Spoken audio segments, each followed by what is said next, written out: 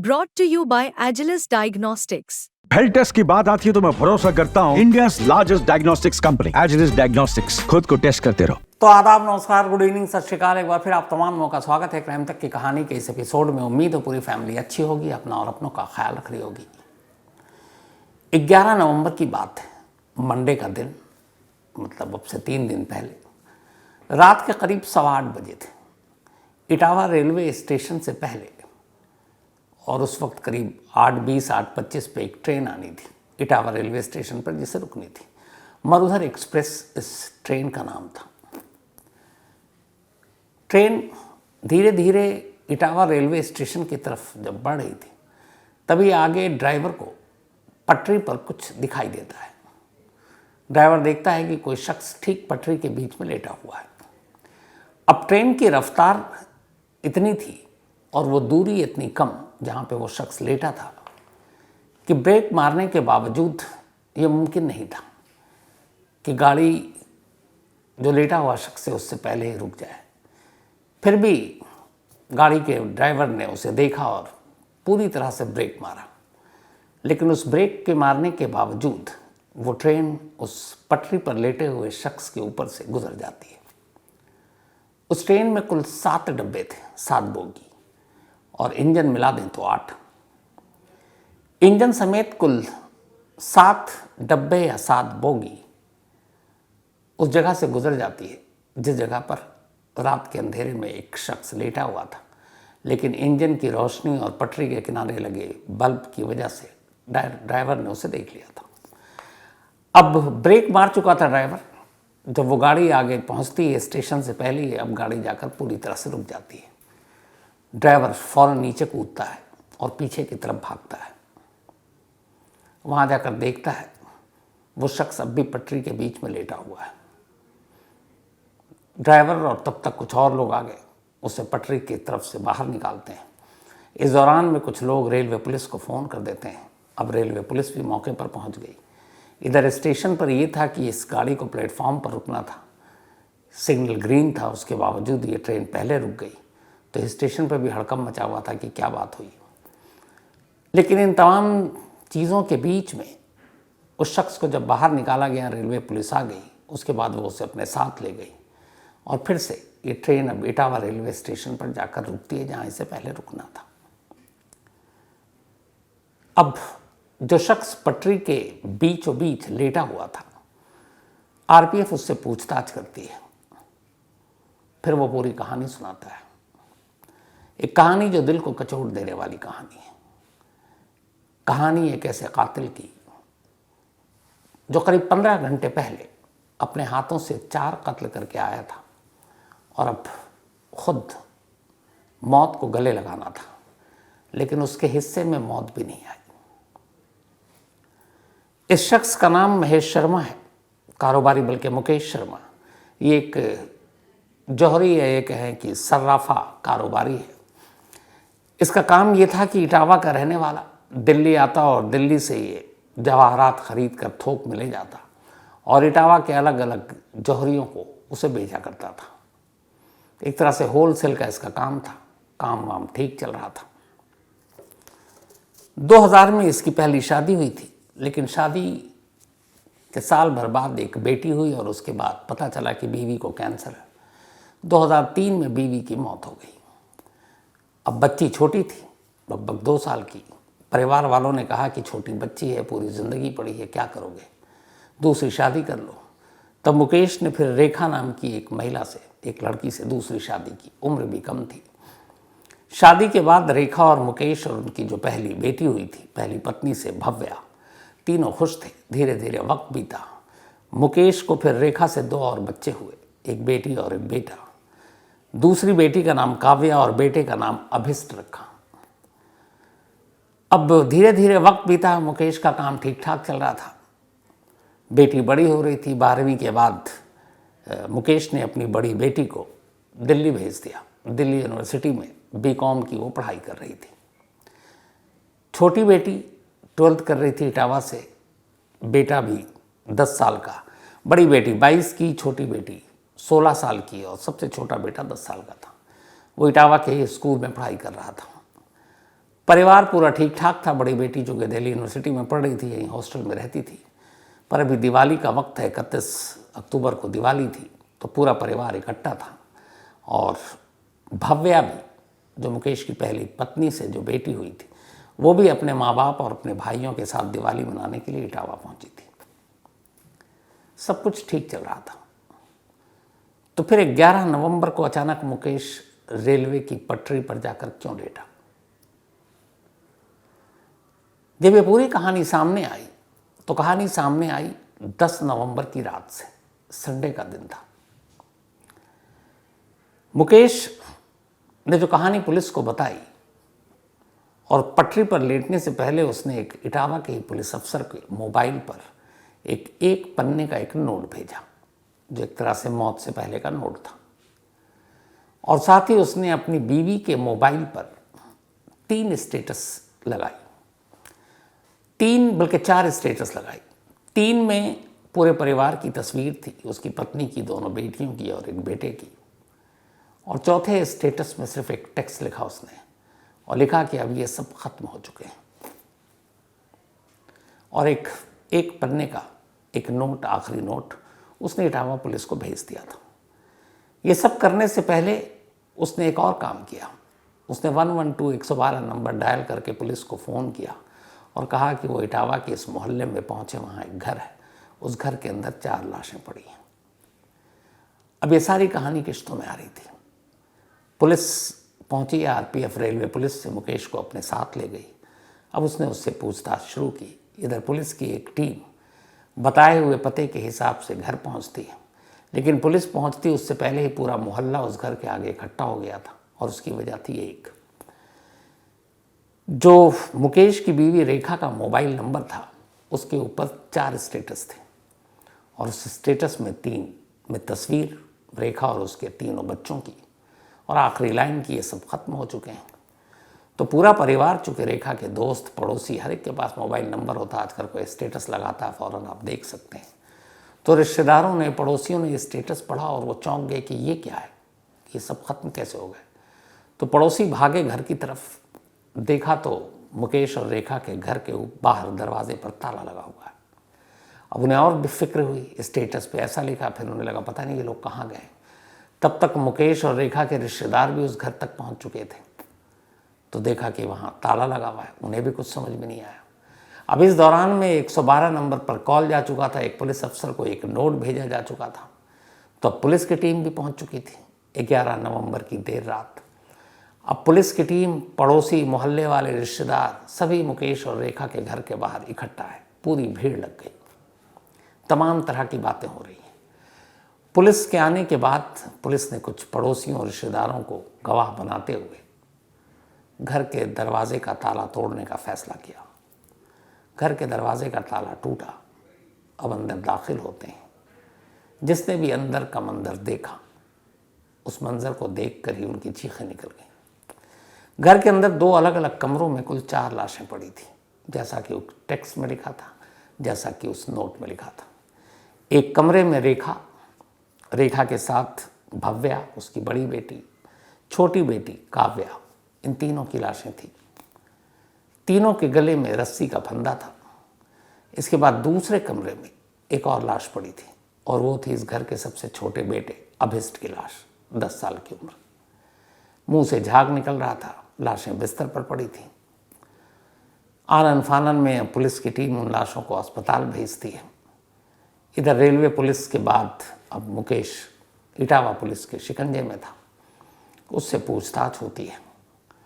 और फिर इसके बाद मुकेश पिछले 1 साल की पूरी कहानी सिलसिलेवार सुनाता है। उसने बताया कि जब उसकी पहली बीवी की मौत हुई तो वो टूट गया था, लेकिन फिर भी घर वालों ने कहा उसने दूसरी शादी की, पर वो अपनी एक बेटी की वजह से दूसरी शादी करना नहीं चाहता था, लेकिन शादी की। पर दूसरी बीवी भी बहुत अच्छी मिली रेखा, उसने बड़ी बेटी भव्या को भी अपनी बेटी माना। फिर 2 और बच्चे हुए, तीनों जो भाई बहन थे उनमें ही बहुत प्यार था। कभी भी रेखा ने भव्या को सौतेली माँ होने का एहसास नहीं दिलाया। कारोबार भी ठीक चल रहा था, ज़िंदगी भी ठीक चल रही थी। लेकिन फिर अचानक कुछ ऐसा हुआ कि इसी कारोबार के सिलसिले में कुछ रिश्तेदारों ने उनसे पैसे लिए, और अब वो पैसे लौटा नहीं रहे थे। ये रकम 15 से ज़्यादा लाख रुपए की थी, कुछ के पास 15 लाख, कुछ के पास कुछ और। अब उसने कहा कि जब पैसे लौटा नहीं रहे तो उसके कारोबार पे असर पड़ा, कई लोग आगे पैसे मांग रहे थे, तो धीरे धीरे वो परेशान होने लगा। उसे लगा कि जब घर चलाना मुश्किल हो जाएगा, उधर जो रिश्तेदार थे वो पैसे नहीं दे रहे थे, कुछ रिश्तेदार थे जिन्होंने ज़मीन हड़प ली, तो माली हालत दिन ब दिन ख़राब होती जा रही है एक ऐसे घर की जो अब तक शान से जी रहा था। धीरे धीरे जब वक्त बीता तो फिर एक दिन मुकेश ने कहा अपनी पत्नी से, रेखा से, कि वो इस हालात का सामना कर नहीं पा रहा है, इसलिए वो चाहता है कि वो मर जाए। तो अपनी पत्नी को मैडम कहता था। उसने नोट में लिखा कि मैडम ने कहा कि तुम ऐसा मत करो, अगर तुम नहीं रहे तो फिर हम लोग किसके सहारे जिएंगे। उसे समझाया वमझाया, वो मान गया। लेकिन फिर अभी जो करवा चौथ गुजरा, उस करवा चौथ के दिन भी उसने जितने लोगों से पैसे वापस मांगे दिए नहीं, रिश्तेदारों ने मुंह फेर लिया। तब उसने फिर रेखा से कहा कि ये सब लोग अच्छे नहीं हैं और बहुत मुश्किल आ जाएगी, तो मैं मरना चाहता हूँ। रेखा ने फिर इस बार कहा उससे कि देखो, अगर तुम्हें मरना है तो फिर अकेले मत मरो, इसलिए कि पूरा परिवार तुम्हारे भरोसे है। फिर मेरा और इन तीनों बच्चों का क्या होगा, एक कॉलेज में है, एक स्कूल में है, अब वो कॉलेज जाने की तैयारी कर रही है, छोटा बेटा बड़ा हो रहा है, तो फिर तो कोई भी नहीं पूछेगा और हम कैसे जिएंगे। तो एक काम करो, अगर तुमने फैसला कर लिया है तो फिर हम साथ मिलकर मर जाते हैं। करवा चौथ के दिन ये बातचीत हुई और करवा चौथ के दिन ये फैसला हुआ कि पूरे परिवार को ख़त्म हो जाना चाहिए। लेकिन फिर अचानक रेखा ने मुकेश से कहा कि करवा चौथ का दिन है, अमूमन इस दिन हर पत्नी अपने पति के लंबी उम्र के लिए व्रत रखती है, दुआएं मांगती है, और इस दिन एक पत्नी अपने पति को मरता हुआ कैसे देख सकती है, तो करवा चौथ बीतने दो। उसने कहा ठीक है। करवा चौथ बीत गया। इसके बाद दिवाली पे अब बेटी घर आ गई। बीच बीच में कई बार मुकेश ने फिर कहा, तो उसने कहा देखो, कभी अकेले मत सोचना, सोचना तो पूरे परिवार के साथ जाने का, ताकि पीछे में हमें कोई फिक्र ना हो कि हमारे बच्चे कैसे हैं, क्योंकि हम सब साथ जाएंगे। 10 नवंबर की तारीख आखिरकार चुनी गई और ये हुआ कि 10 नवंबर को मुकेश ने कहा कि अब जीने का कोई मतलब नहीं है। तो रेखा ने कहा ठीक है। तो 10 नवंबर को पहले रेखा ने खुद ही कहा था कि देखो, मैं अपने बच्चों को मरता हुआ नहीं देख सकती, तो तुम पहले मुझे मारना। तो रेखा को उसने मारने की कोशिश की, पर फंदा ठीक से कसा नहीं, तो आइडिया ड्रॉप हो गया। 10 तारीख की रात बीत गई। अब सुबह हो गई 11 नवंबर की। लेकिन सुबह होने से पहले जब रात को पहली कोशिश नाकाम हुई, तो फिर रेखा ने कहा कि देखो, कुछ ऐसा करो कि सबसे आखिर में तुम मरना और सबसे पहले मुझे, क्योंकि मैं अपने बच्चों को भी उस हाल में नहीं देख सकती, और ये पता नहीं रस्सी वाला क्या है, कैसी तकलीफ होगी जो भी, तो नींद की गोली खिला दो, उससे बेहोशी के आलम में कुछ पता नहीं चलेगा। उसने कहा ठीक है। रात को मुकेश ने बच्चों के लिए पिज़्ज़ा का ऑर्डर दिया। उसने कहा वो नींद की गोली खाएंगे नहीं, पता नहीं कैसा क्या स्वाद लगेगा, तो उसने पिज़्ज़ा मंगाया और पिज़्ज़ा में नींद की गोली मिलाकर बच्चों को खाने के लिए दे दिया। लेकिन वो गोली इतनी ज़्यादा थी कि पिज़्ज़ा का टेस्ट ख़राब हो गया, तो बच्चे ने पूरा खाया नहीं, लेकिन फिर भी इतनी मात्रा काफ़ी थी कि वो गहरी नींद में डूब गए। इधर रेखा ने भी खा लिया, सिर्फ मुकेश ने नहीं खाया, क्योंकि उसे बाकी काम करना था। ये सब करने के बाद देर रात सबसे पहले उसने अपनी पत्नी को मारा। पत्नी को मारने के बाद अब वो एक एक कर बच्चों को मार रहा था। तभी उसका बेटा, जिसने पिज़्ज़ा सबसे कम खाया था, उसकी आंख खुल गई थी।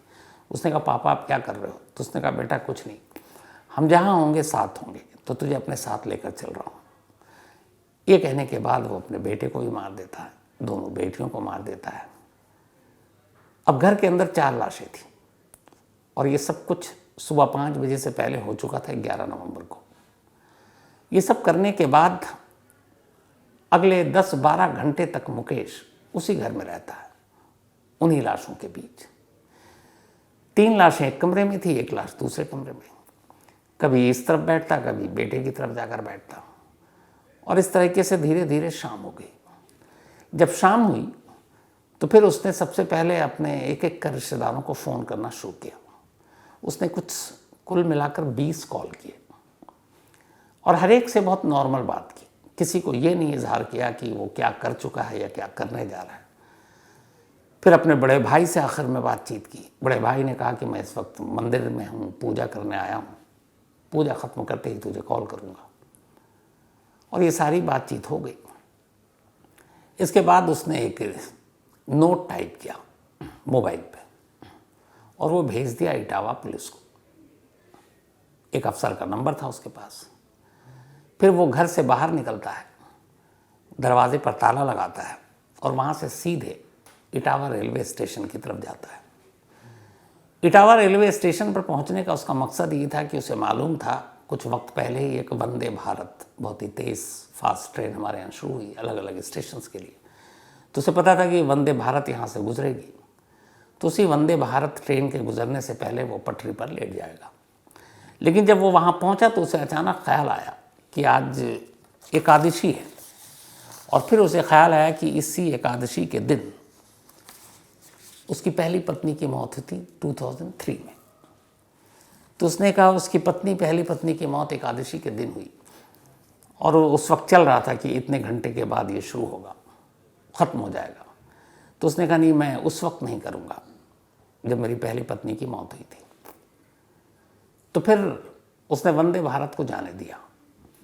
उसके बाद वो बैठ गया। फिर उसने अपनी बीवी रेखा का मोबाइल अपने साथ लेकर आया था। घर में तस्वीर खींच चुका था तीनों बच्चों और पत्नी की। उन सब के 3 स्टेटस अपनी पत्नी के मोबाइल पर लगाता है और चौथा टेक्स्ट लिखता है उसी स्टेटस पर कि ये सब अब नहीं है।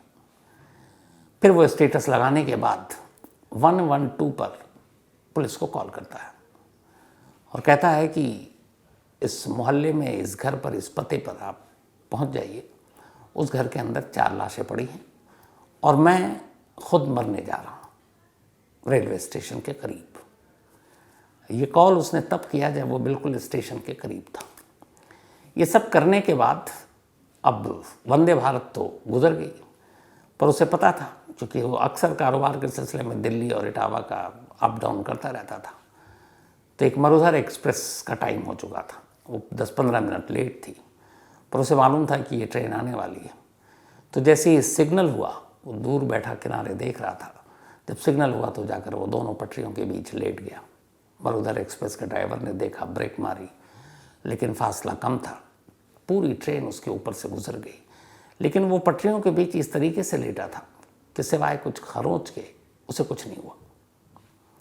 बाद में खैर शुरू में आपको बता चुका कि वो पुलिस उसे ले गई। पुलिस ने पूरी पूछताछ की। जो नोट में उसने लिखा वो बयान, जो उसने पुलिस को बताया वो बयान, जो स्टेटस था वो बयान, फिर पड़ोसियों और रिश्तेदारों से पूछताछ। तो उसके बयान की तस्दीक हर एक ने की। पर उसने जो नोट लिखा था वो इटावा पुलिस ने लीक नहीं किया, ना मीडिया को दिया। जब हमारे रिपोर्टर ने पूछा कि ऐसा क्यों, तो उन्होंने बताया कि इस नोट में कुछ सबूत हैं। वो सबूत ये है कि जिन लोगों ने इस परिवार को इस दुश्वार माली हालत तक पहुंचा दिया, उसमें कुछ लोगों के नाम हैं और वो तमाम नाम रिश्तेदारों के हैं। अब उन एक एक रिश्तेदारों को उठाकर पुलिस न सिर्फ पूछताछ करेगी, बल्कि मुकेश बेशक जिंदा है, लेकिन उस घर में हुई बाकी 4 मौतों के लिए उन्हें जिम्मेदार मानेगी। क्यों? क्योंकि इस सामूहिक मौत के पीछे का जो मकसद, मोटिव है, वजह है, वो वही लोग हैं जिन्होंने मुकेश के पैसों को दबा लिया, मार लिया, और जिसकी वजह से इस परिवार की माली हालत ख़राब हो गई और इतनी ख़राब हुई कि इस परिवार ने खुद मरने का फैसला किया। अब यहाँ पे एक चीज़ है पुलिस को जो जानना है। जो नोट है उसमें और जो पूरी कहानी है वो मुकेश ने सुनाई, क्योंकि अब रेखा सुनाने के लिए इस दुनिया में है नहीं। उसकी बेटी भव्या नहीं है, काव्या नहीं है, अभिस नहीं है बेटा।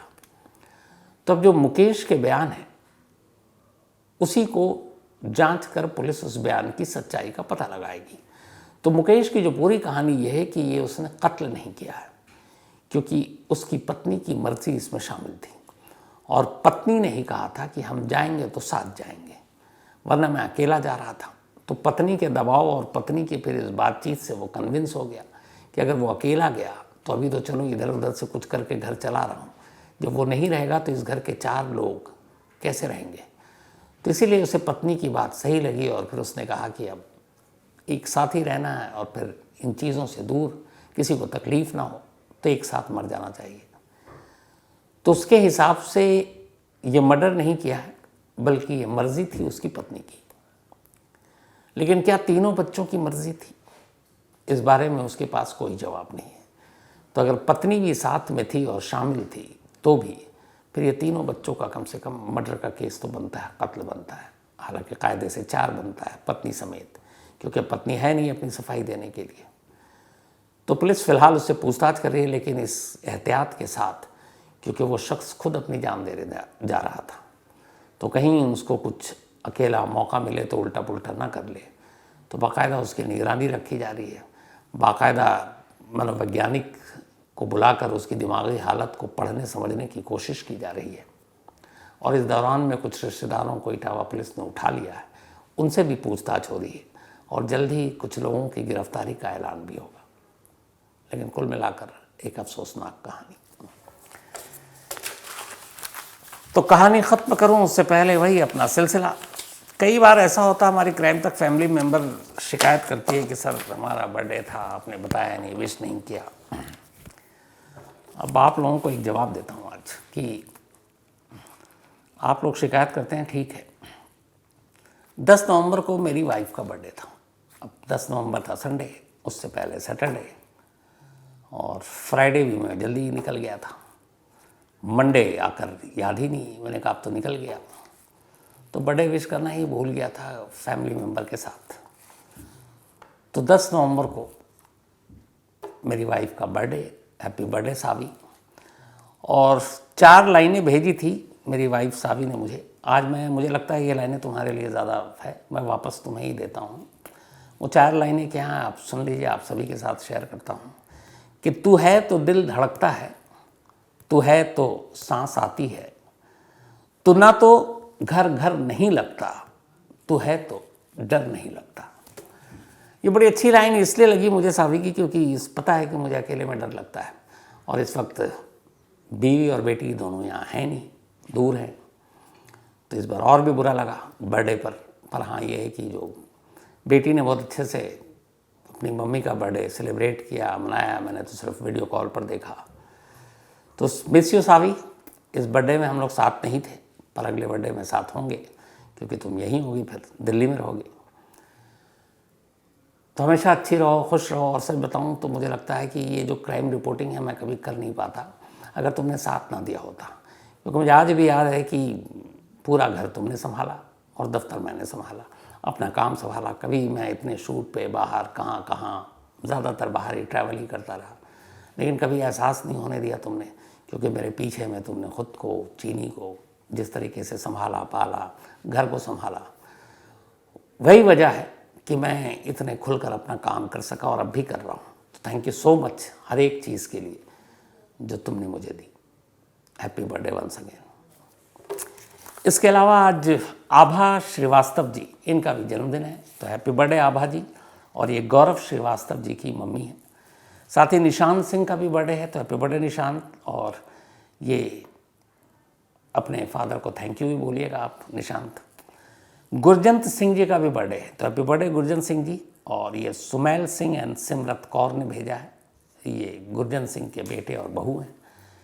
आभा सिंह, इनका भी बर्थडे है, तो हैप्पी बर्थडे आभा जी। और ये डॉक्टर गौरव सिंह की वाइफ हैं। कल्पना, इनका भी जन्मदिन है, हैप्पी बर्थडे कल्पना। और ये अचल श्रीवास्तव की सिस्टर हैं। साथ ही कामरान अली, इनका भी आज बर्थडे है, तो हैप्पी बर्थडे कामरान। और ये गुफरान अली के ब्रदर हैं। साथ ही आज संदीप सपालिगा, इनके पेरेंट्स की मैरिज एनिवर्सरी है।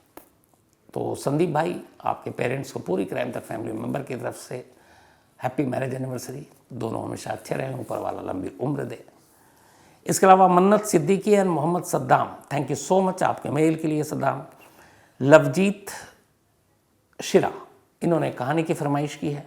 Shankar Rajput, thank you so much आपके मेल के लिए। गुलविश, थैंक यू सो मच गुलविश, और जल्दी आपकी पसंद की कहानी सुनाता हूँ। और इसके अलावा Ram Narayan, thank you so much Ram Narayan साहब, और पक्का कभी मौका मिला और हैदराबाद आऊँगा तो आपसे ज़रूर मिलूँगा। तो कहानी में आज इतना ही। अब आपसे मुलाकात होगी कल रात 9 बजे किसी नई कहानी के साथ। तब तक अपना और अपनों का ख्याल रखिएगा। Thank you very much.